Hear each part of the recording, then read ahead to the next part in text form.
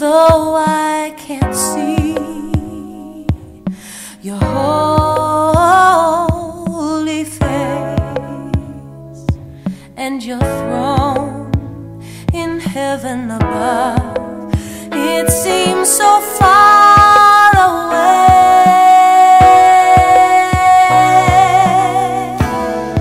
And though I can't touch your nail-scarred hands, I have a deep, unspeakable joy that makes my faith to stand. Mesdames et Seigneurs, nous voici sur cette descente de Béthanie. La Béthanie, comme vous l'entendez dans la Bible, c'est vraiment une place historique qui a marqué l'histoire de la résurrection de notre famille Lazare. Lazare qui était le bien-aimé, l'ami de notre Seigneur et Sauveur Yeshua Mashiach, Jésus-Christ en français. Et nous sommes ici juste à la fin de l'année 2009.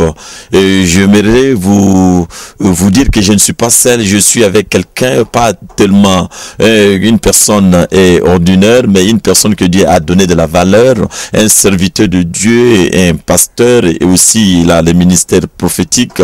Il répond au nom de prophète Michel Nzenza, qui nous vient tout droit de la Belgique, plus précisément à Bruxelles, et nous allons partager du mystère de la résurrection.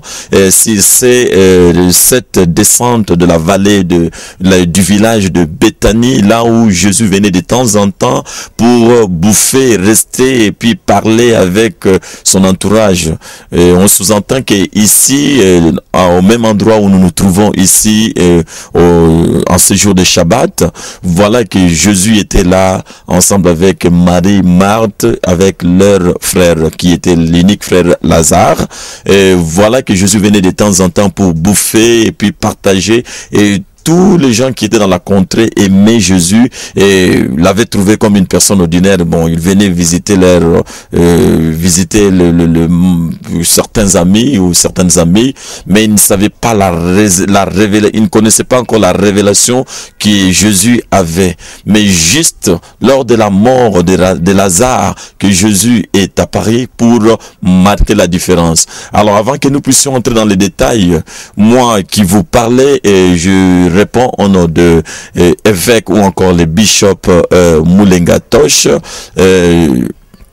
pasteur titulaire de l'église de Viens-je-vois, ministère de réveil, qui est situé à Tel Aviv, en Israël. Et je suis théologien de formation et je la maîtrise, je suis maître ou encore je la maîtrise en Ancien Testament.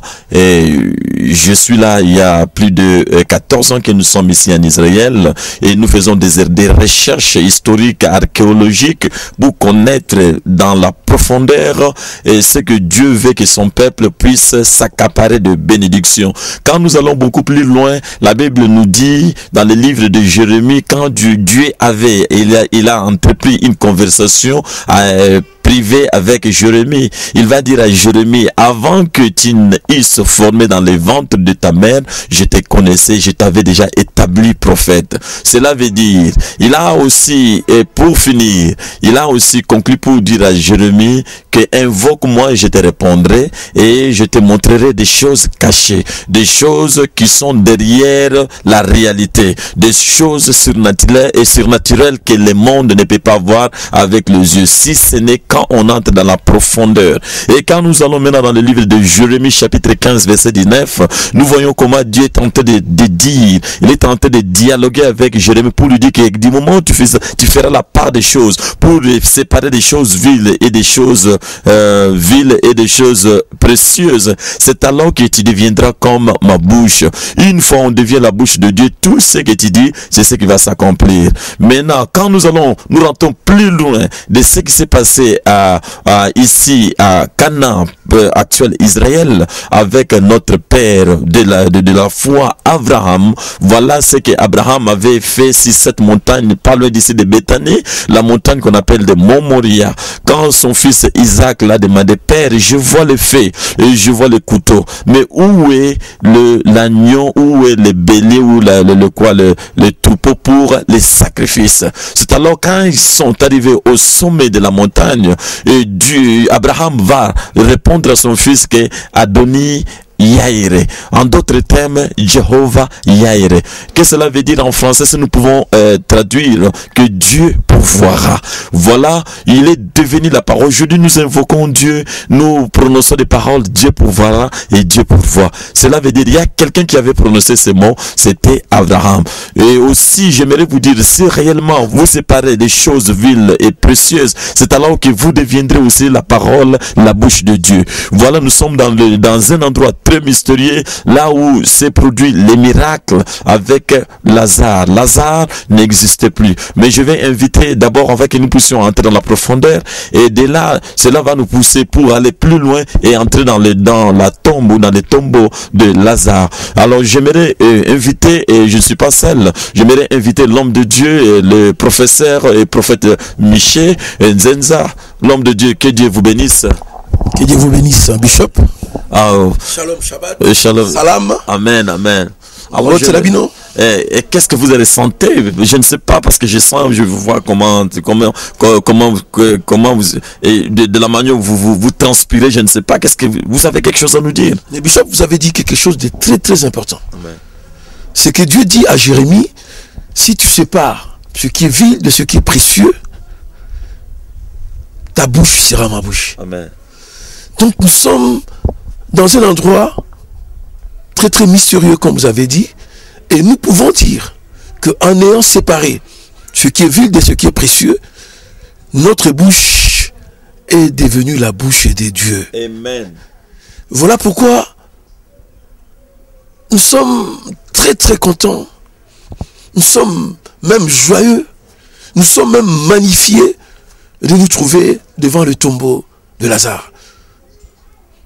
Je suis en face d'un israéologue, quelqu'un qui est resté longtemps en Israël, qui connaît bien Israël. Vous savez, je suis venu il y a 4 ans, j'étais tout seul, mais Dieu a permis que je revienne et que je marche sur les traces de Jésus avec quelqu'un qui connaît bien Israël, quelqu'un qui connaît la signification des mots, des choses, quelqu'un qui parle hébreu et qui a une forte révélation des choses de Dieu. Moi, je suis très très content parce que quand on arrive en Israël, il y a un changement d'atmosphère. Ici, on est devant la tombe de Lazare et je sens quelque chose d'extraordinaire. Je vois même le ciel ouvert, je vois beaucoup de choses parce que nous sommes dans un endroit, si je pense à ce que l'apôtre Paul a dit, sans résurrection pour nous chrétiens, il n'y a rien du tout, il n'y a pas de foi. Notre foi se base sur le fait que Yoshua Mashiach est mort et ressuscité. Et là où nous sommes, c'est vraiment la démonstration, avant même qu'il ne soit ressuscité lui-même, la démonstration de la puissance de Dieu en ressuscitant Lazare. Avant d'aller plus loin, on n'a pas eu le temps de visiter la maison de Lazare, où il restait avec ses sœurs Marie et Marthe. C'est comme vous avez dit, c'est quelque chose d'extraordinaire, mais en même temps de simple. Jésus venait souvent, il mangeait, les gens les voyaient, même Marie et Marthe et Lazare le connaissaient, mais ne le connaissaient pas parfaitement bien. Ils l'ont connu vraiment les jours de la résurrection de Lazare. Bien-aimé, Allah, vous pouvez comprendre que il restait avec eux et avec lui, mais il n'avait pas la révélation de qui était Jésus-Christ. Alors c'est alors qu'aujourd'hui dans beaucoup d'assemblées, les gens fréquentent des églises, ils viennent à l'église, ils sont restés là-bas pendant des années, à côté du pasteur, à côté des prophètes, des apôtres, des docteurs, mais ils n'ont pas la révélation de Christ. Alléluia. Alors les messages que nous voulons lancer, c'est cet endroit qu'on appelle la Béthanie, la place où les miracles a eu lieu lors de la résurrection.